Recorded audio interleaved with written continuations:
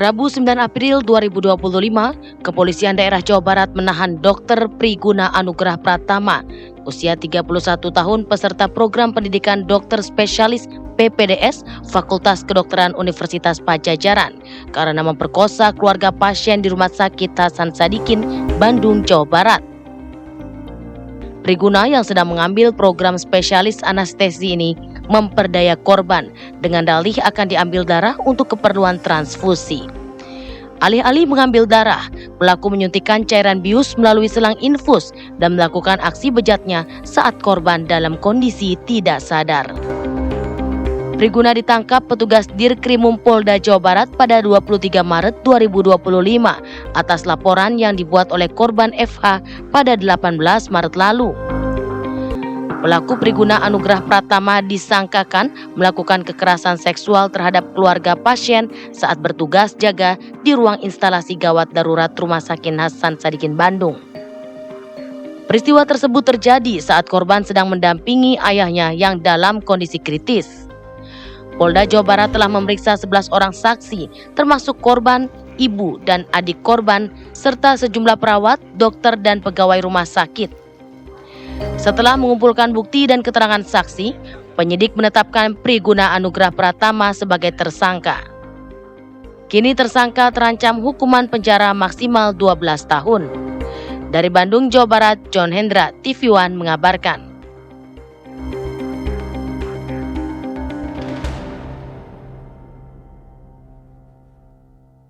Kita sangat prihatin pada kejadian itu.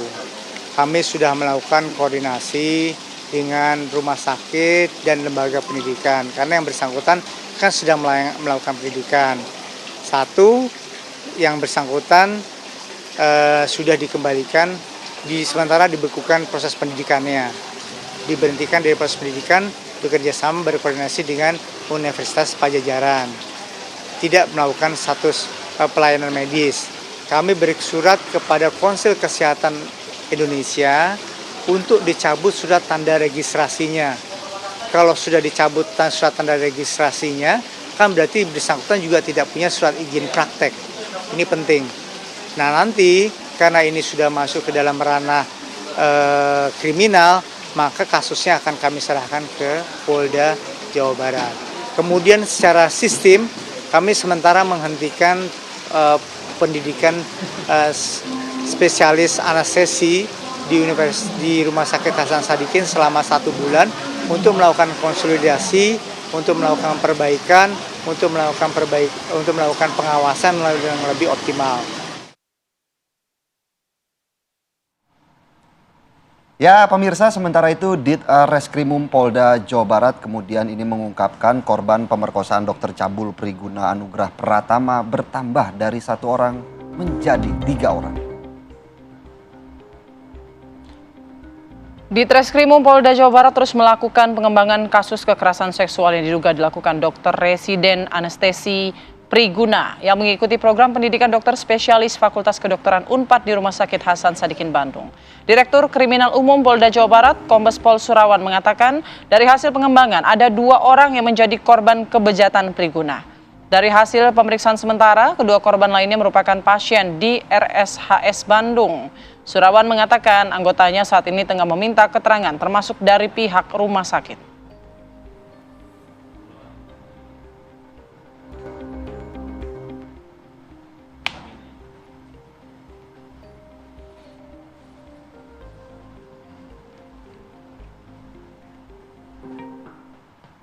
Ya pemirsa, lalu bagaimana bisa ya seorang dokter yang harusnya bertugas mulia menyembuhkan penyakit begitu ya, rumah sakit yang harus jadi tempat aman dan menyehatkan kita, ini malah jadi tempat Pesakitan, aksi, bisa dibilang aksi yang ya bejat begitu ya, keji sekali gini, oknum dokter yang melakukan ini dan dilakukan di lingkungan rumah sakit. Nah, bagaimana kemudian peristiwa itu bisa terjadi? Kita langsung membahasnya bersama sejumlah narasumber yang sudah hadir pada pagi hari ini. Ada Mbak Hanifah Hasnah, kriminolog. Selamat pagi Mbak Hanifah. Selamat pagi Mbak Hanifah. Kemudian juga ada Dr. HN Nazar, Ketua Biro Hukum PBID periode 2019-2021. Ini dokter senior ini. Selamat pagi, dokter. Selamat pagi, Dok. Pagi. Ya, dan kita juga nanti masih mencoba menghubungi dari pihak Polda Jawa Barat ya untuk memberikan informasi terbaru ya terkait penambahan jumlah korban begitu ya. Penyidikannya sudah sejauh mana. Betul. Tapi mungkin kita ke Dokter Nazar terlebih dahulu. Dokter, tampaknya dokter sudah resah begitu ya sejak lama nih ya. Seperti tidak kaget begitu ya pada pagi hari ini. Kenapa, Dok? Seperti tidak kaget ya? Iya. Karena salah satu pengawasan terhadap kegiatan tindak medik, terutama dalam masalah disiplin dan etika personally untuk si pelaku tindak medik itu. Dalam hal ini fokusnya adalah dokter Priguna. kolega saya itu. Saya masih berkolega dengan dia. PBDS, calon ahli anestesi itu, pengawas itu semakin hari semakin melonggar. Kenapa? Karena saya ulang lagi apa yang saya kita jelaskan bersama di kemarin malam itu.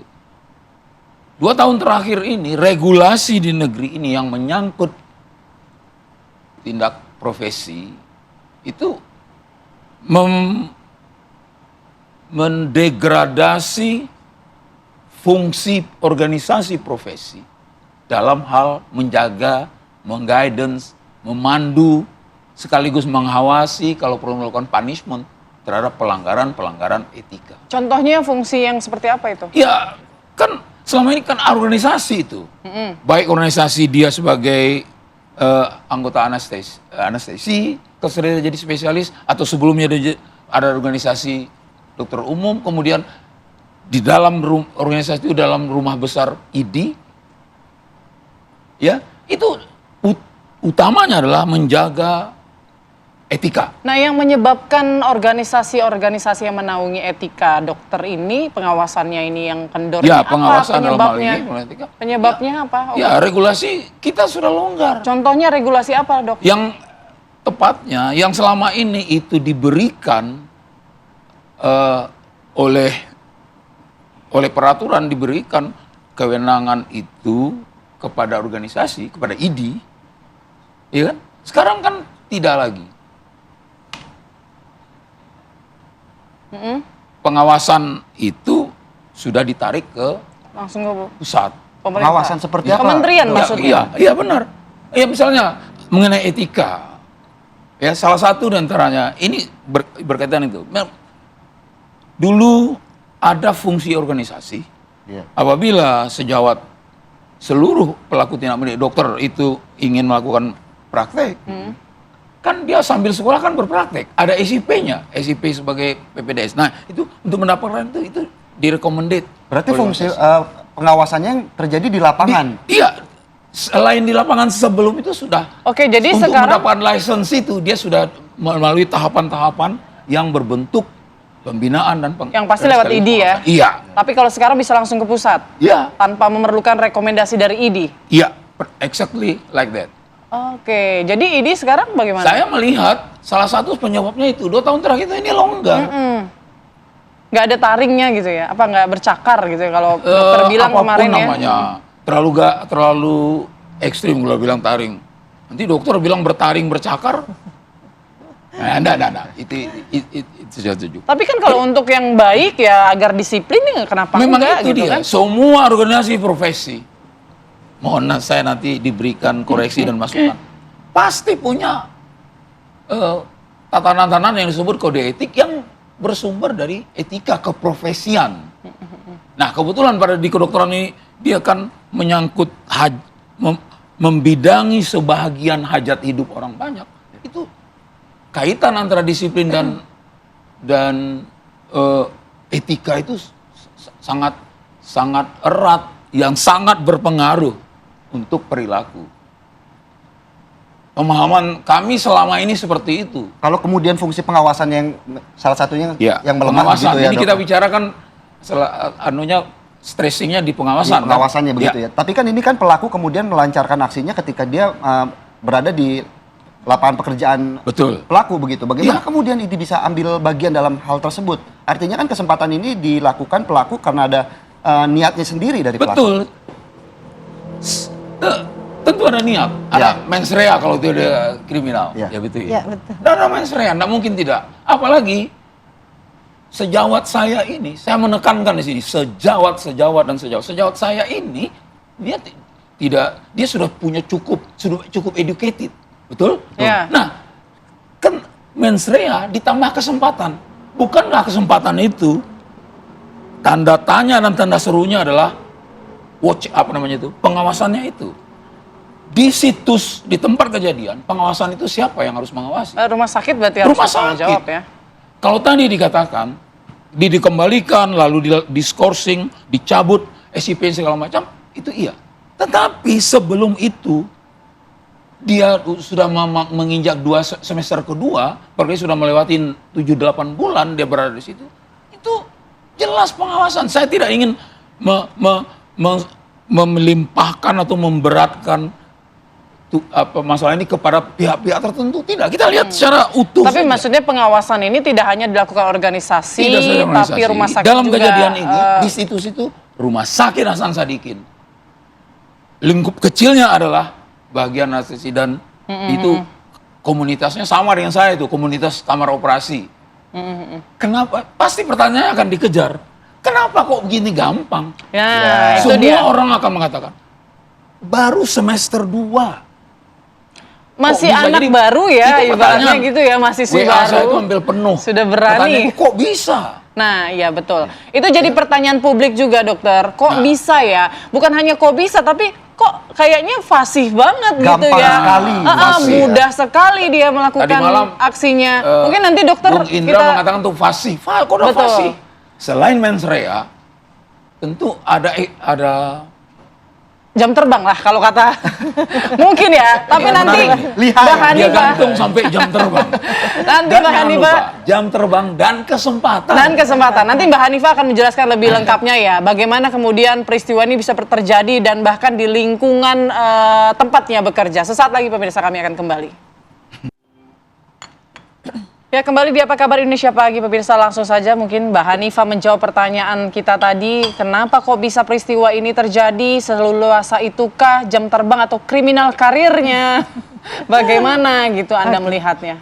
Baik, sebetulnya ini kan sangat-sangat menyedihkan ya. Seseorang yang seharusnya menyembuhkan, tetapi justru menyakitkan atau mencelakakan, gitu ya. Siapa sih yang nggak berharap sembuh, tenang, aman gitu ya dengan seseorang yang profesinya itu sudah sangat-sangat kita junjung tinggi gitu ya. Tapi ternyata dia bisa melakukan hal itu dengan leluasa di ruangannya.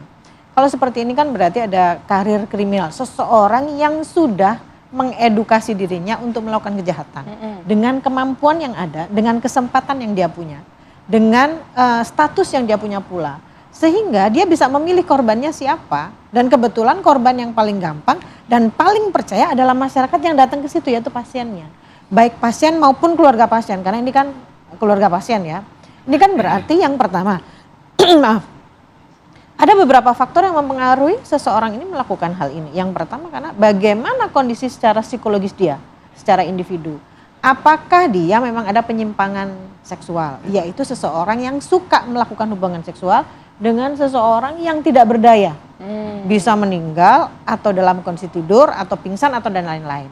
Tapi kondisi ini harus ditentukan, harus dinyatakan oleh secara medis dari kedokteran. Tapi ini tetap harus kita ketahui. Karena kalau sudah demikian berarti ada kemungkinan korbannya banyak dan dengan motif yang sama, dengan cara Modus yang sama juga. modus yang sama. Yang kedua secara struktural yang seperti tadi disampaikan Dr. Nasar. Bagaimana pengawasan di tempat itu? Kalau tadi Dr. Nasar bilang dari pemerintah turun ke institusi, ke rumah sakit itu, terus bagaimana dengan cara dia mengelola diri? Karena sebetulnya semua orang itu punya potensi untuk melakukan kejahatan. Yeah. Tetapi karena kita punya pengendalian diri, kita jadi tidak melakukan kejahatan gitu loh. Kita kan berpotensi sekali kita melakukan kejahatan.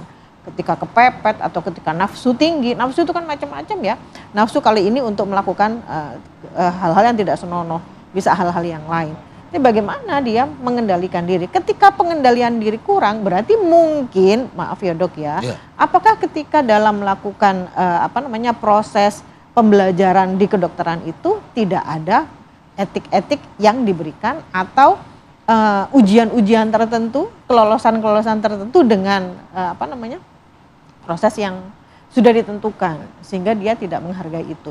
Yang mempengaruhi moralitas dan nilai-nilai dia itu sendiri gitu. Selanjutnya secara sosial, dari secara sosial aja ketahuan bahwa ada perbedaan struktur ya, ada perbedaan kekuasaan.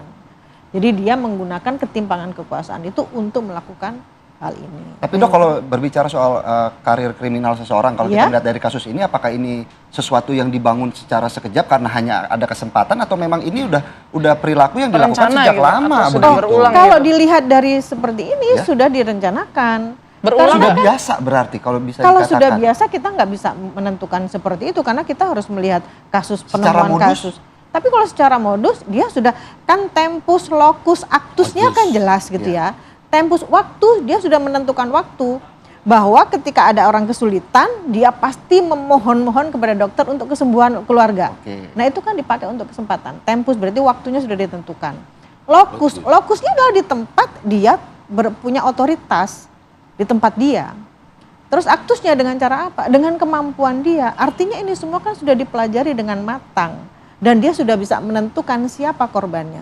Karena dalam proses kejahatan itu sebetulnya masing-masing pelaku kejahatan itu yang pertama, dia punya niat.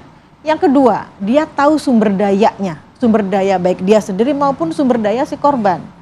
Dengan dia menyuntikkan sesuatu atau memasukkan obat, dia meyakini bahwa orang ini tidak akan menggugat karena dia nggak tahu apa-apa. Dia dalam kondisi yang tidak sadar. Gitu loh. Kemudian dia mencari, sebetulnya dicari apa sih gitu. Keuntungannya dicari apa? Kepuasan seksual gitu. Nah ini yang dalam proses ini yang membentuk persepsi bahwa pelaku ini sudah melakukan pembelajaran sebelumnya gitu. Dok, tanggapannya mungkin langsung. Iya, saya melanjutkan saja itu benar. Benar.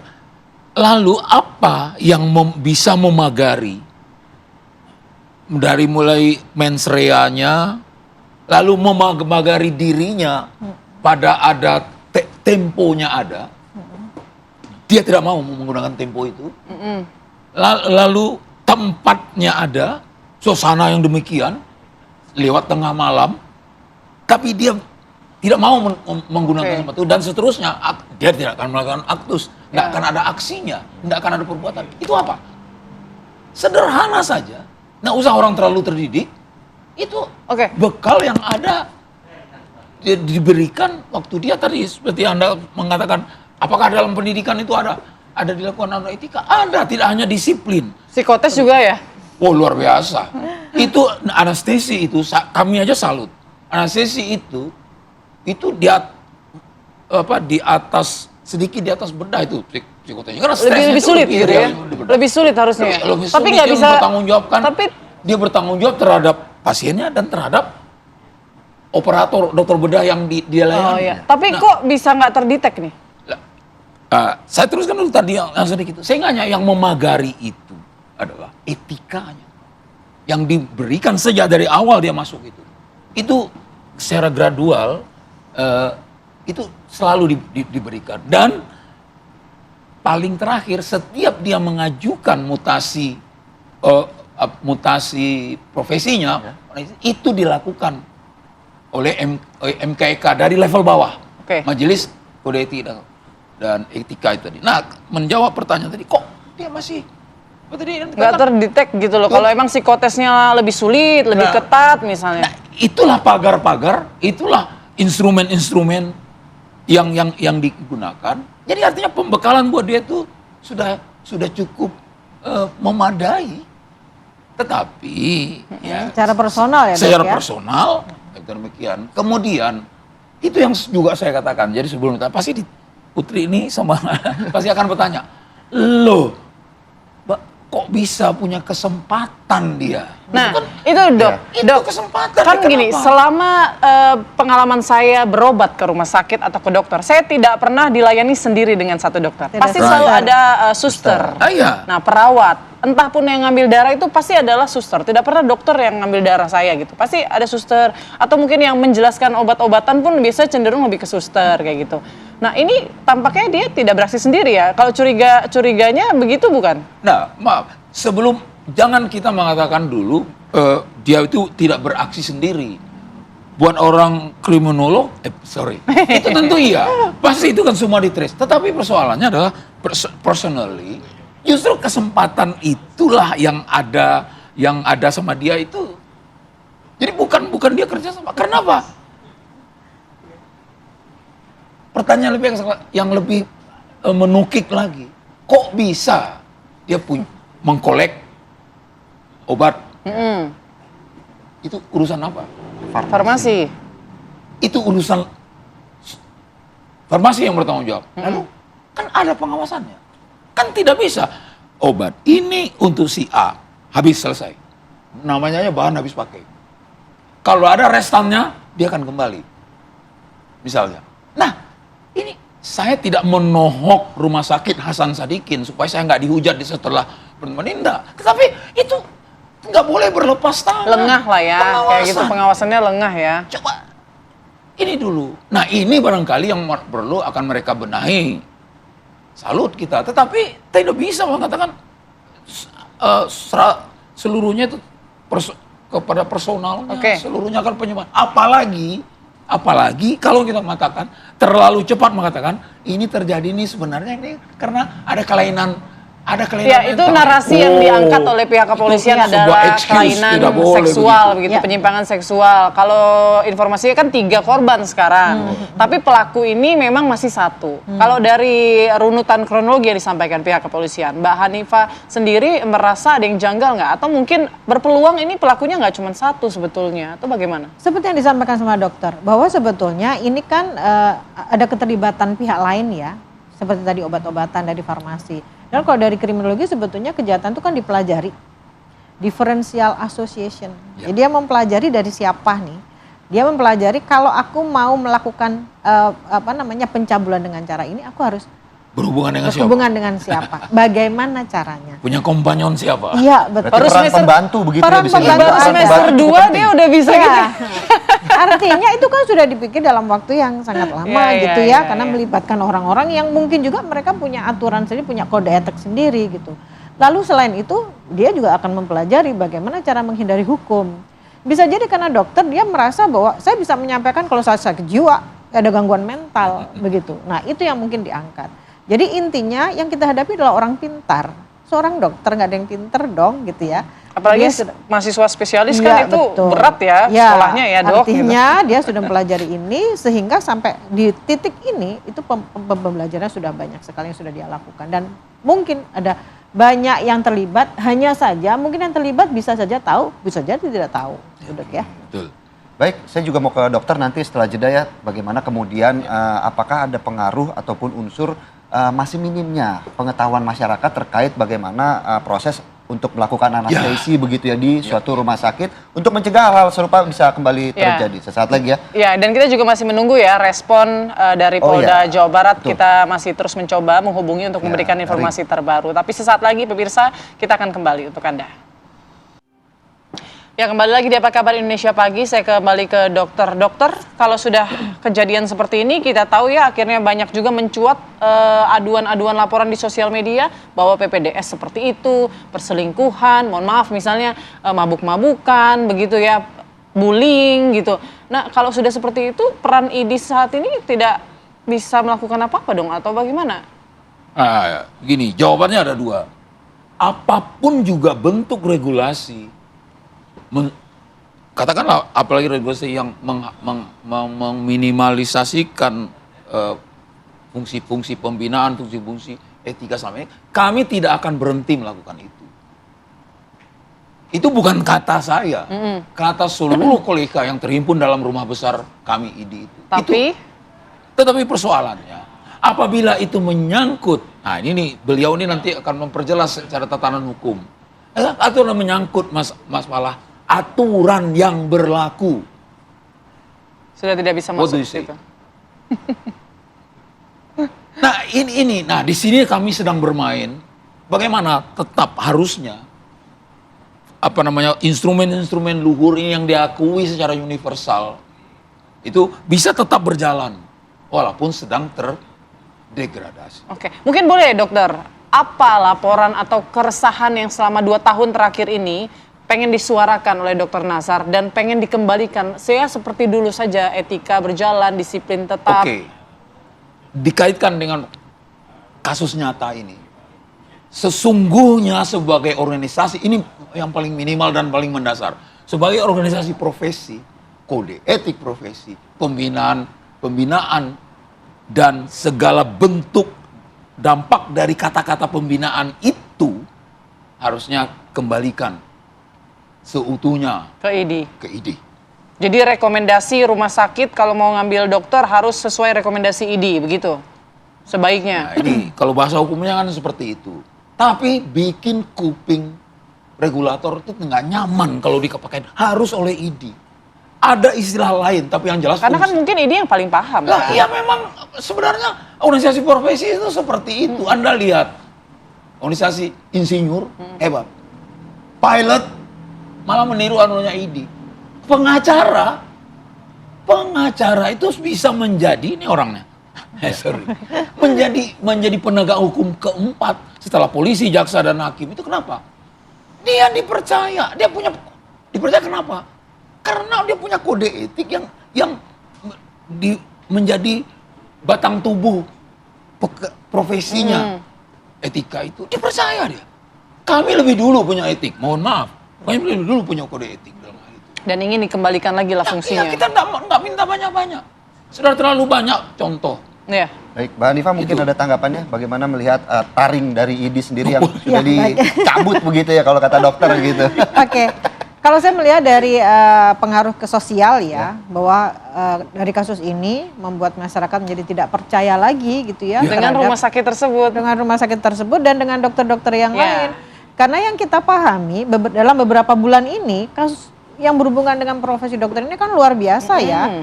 Ini kalau saya boleh ngomong secara pribadi dari sekian banyak lah klien saya anak-anak yang mau masuk ke dokteran jadi takut. Ya.